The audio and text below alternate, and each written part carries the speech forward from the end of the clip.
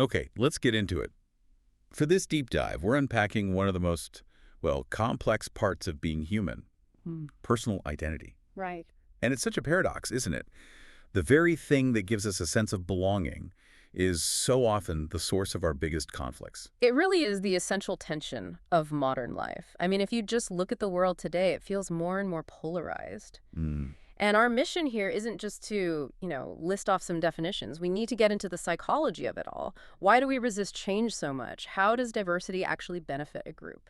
And how do we confront those biases that we all have, the ones that color every single decision we make? Exactly. The sources are pretty clear that the biggest hurdle, really, in any talk about inclusion is just that gut level resistance we have to anything that challenges how we see ourselves. Yeah, that self-concept. It's about facing those assumptions, both conscious and unconscious, that filter how we see everything and everyone. And if you look at all these conflicts between groups, they all share this one toxic element: Mm. polarized communication. And that's not just disagreeing on Yeah. things, No, not at all. It's this debilitating inability to seriously consider that maybe, just maybe, your own view is flawed. or that the other side might actually have a point, some essential truth, Right. So dialogue stops being about learning. and it becomes a fight, a zero-sum battle for who controls reality. Precisely. We stop listening. We just start trying to occupy what the philosopher Martin Buber called the monopoly of the sunlight. And we, in his words, plunge the antagonist into the night. It's a pretty stark image of how conflict begins. That's a perfect setup for looking at our basic need to belong. It feels so instinctive, you know? Yeah. We just gravitate toward people who are like us, that familiar we feeling. That sense of us is just fundamentally human. It gives us emotional security, validation, a whole framework for survival, really. Mm. And the analysis we've been looking at suggests that bridging these divides, whether they're cultural or political, it's not primarily an intellectual task. It's an emotional one. It's all emotional. That's a really powerful distinction. So if your basic emotional needs are met, you feel secure, you feel validated, you're going to be way more open to new ideas, new relationships. But if you feel threatened, You double down on what's familiar. that is the core idea. The group becomes the source of that safety. And our values, our beliefs, our traditions, they all get passed down through this collective consciousness. And it's reinforced by the community around us. It gives life a sense of stability. But there's a shadow side to that stability, right? It can become rigid. Oh, for sure. The same mechanism that creates that powerful sense of community can also lead straight into destructive groupthink, a herd mentality. And it just silences dissent. It stifles the very individual thought that you need for any kind of progress. And you can see that everywhere today. The polarization in the U.S., in politics, in our communities, even in the workplace. It's just so intense. It is. And one reason the sources point to is how social media has blurred all the boundaries.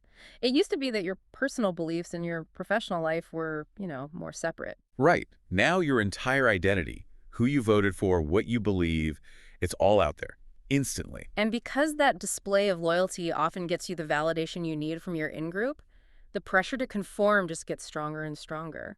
Which brings us to a really important question. How does that we feeling, that necessary sense of belonging, cross the line into something destructive? That's where we get to ethnocentrism. Our cultural fabric, it gives us stability, but it's so often the source of our resistance to any kind of change. So I guess the question to ask yourself is having an elevated appreciation for your own culture, is that inherently a good thing or a bad thing? And the sources give a really nuanced answer to that.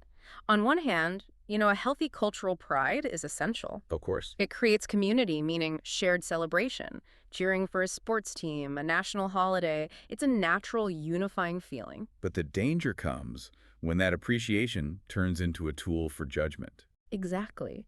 The sociologist William Graham Sumner, he defined ethnocentrism as judging another culture based only on your own standards. And usually with this damaging belief that your culture is just superior.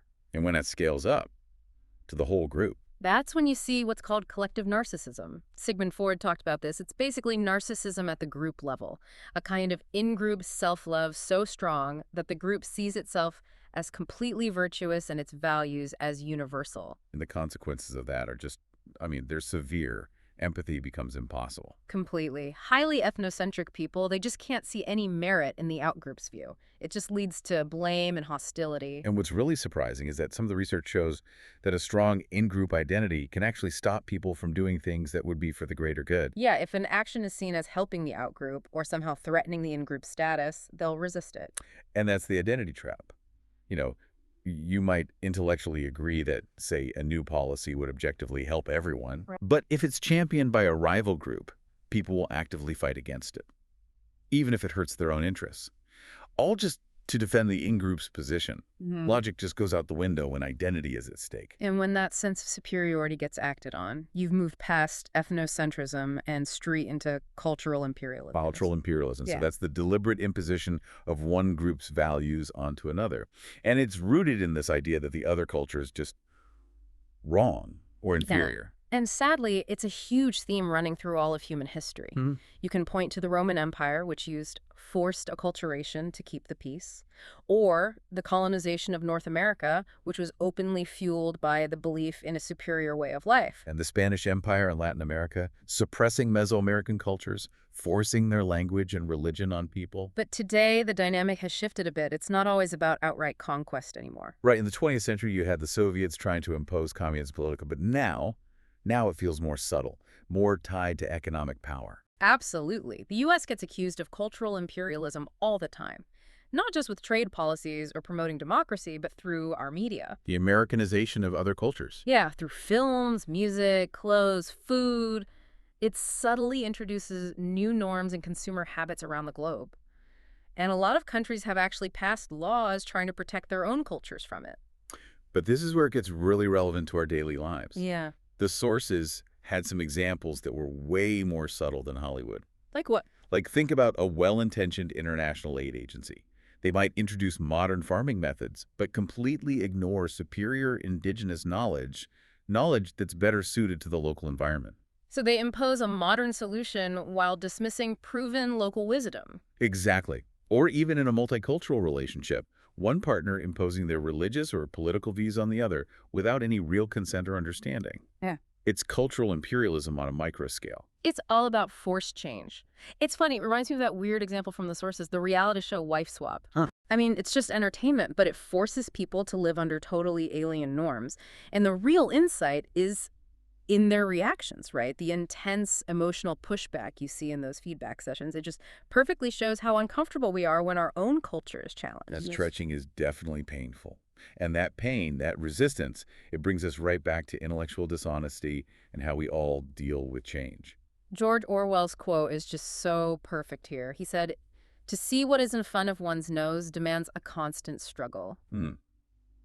We are all capable of believing things which we know to be untrue, and then impudently twisting the facts to show that we are right. And that twisting just goes on until it crashes into a reality that you just can't ignore anymore. So culturally, we're always living in this tension Yeah. between wanting things to stay the same and needing to innovate. And societies manage that on a spectrum. You have evolutionary change, slow, gradual stuff like the U.S. political system with its slow policy shifts through elections. And then you have the other end.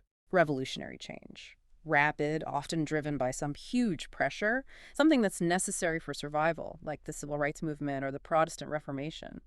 But whether it's slow or fast, it takes real commitment. And there's a difference in how we work together. I love the distinction John C. Maxwell made. What was that? He said, cooperation is working agreeably, collaboration is working together aggressively, and there is a world of difference between the two. That difference is commitment. Collaboration means you actually take ownership of the outcome, even if it wasn't your idea. Cooperation is just putting up with it. Right. And the collaboration is so critical because even positive change, necessary change, it still creates chaos and an emotional backlash at first. We always forget that part. People go on a very predictable emotional journey with change. And when it's forced on them, without considering that journey, it just leads straight to conflict. So let's walk through those stages. Okay, so first you have denial. This isn't really happening. Then comes anger, lashing out because your sense of security is gone. Right, and that leads to bargaining, trying to, minimize the change. Then depression, as you mourn the old reality. And finally, acceptance. And the sources add one more crucial stage at the end. Internalization. Internalization, right. That's when you finally own the new reality. You even start defending it. And any effective change has to respect that whole journey, or you just get massive irrational resistance. And we see that resistance so vividly in politics today. The source has really highlighted how deep political division in the U.S. just leads to this reflexive resistance to any democratically driven change, no matter what it is. The January 6th insurrection, the general lack of bipartisanship, they're symptoms of a system where protecting your identity has basically short-circuited the ability to move through those stages of It's change. like everyone is stuck in the anger and bargaining stages. And this feeds right into the whole complex dynamic of cancel culture. Hmm. On one hand, it can be a really important tool for accountability. It gives a platform to marginalized voices, to challenge things that traditional systems just ignored. It can be restorative, for sure.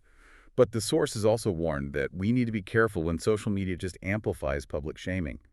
It often just fuels more negativity instead of creating a dialogue. Right. And when judgments are based on feelings instead of facts, without any kind of due process, you lose the whole point. It shifts from education and restorative justice to just punishment. Which brings us full circle to that polarization we started with. It does. It's that simplistic reductionism Pope Francis warned about, seeing the world only in terms of good or evil, the righteous and sinners. Polarization starts in the human heart, but it is absolutely fueled by media and politics that profit from that divide. So let's try to synthesize all of this. We started with our basic human instinct for connection, that we feeling. Mm-hmm. But we saw how easily that can slide into harmful collective narcissism and ethnocentrism.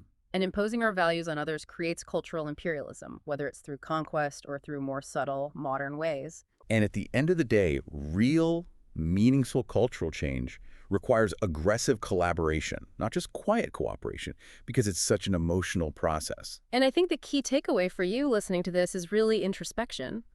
The degree to which your own emotional needs for security, for validation, are being met has a profound influence on how you see the world and how willing you are to embrace difference. Self-reflection really is the engine of unity. We have to realize that the core challenge isn't the person on the other side of the aisle or the person from another culture. The real work begins when we stop feeding that enemy within, that resistance, that dishonesty, that need to claim the monopoly of the sunlight. If we want to see the world change, the place to start is with the effort it takes to make a change in the mirror. That effort, Yeah. that's the price of true collaboration. And that's really what we want to leave you with. Where in your life are you maybe sacrificing logic or even a positive outcome just to defend the status of your in-group? What does your we feeling cost you?